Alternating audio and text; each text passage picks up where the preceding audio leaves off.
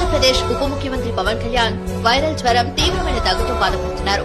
అస్వస్థతతో ఉన్నప్పటికీ ఆయన తన నివాసంలో పంచాయతీరాజ్ గ్రామీణాభివృద్ది శాఖ కమిషనరేట్ అధికారులతో సమావేశమవుతూనే ఉన్నారు. వరద పరిస్థితిపై సమీక్షలు జరుపుతూనే ఉన్నారు.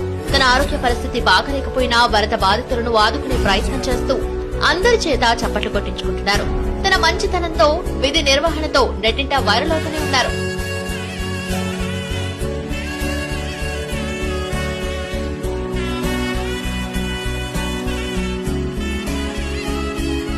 అంతేకాదు వరద నీరు తగ్గుముఖం పట్టిన ప్రాంతాల్లో పారిశుద్ధ్య పనులపై ఫోకస్ చేశారు ఈ చిన్న సీఎం.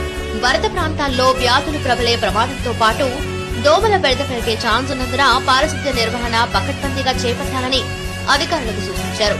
స్వచ్ఛమైన తాగునీరు సరఫరా చేయాలని, అందుకు తగిన ఏర్పాట్లు చేయాలని ఆదేశించారు.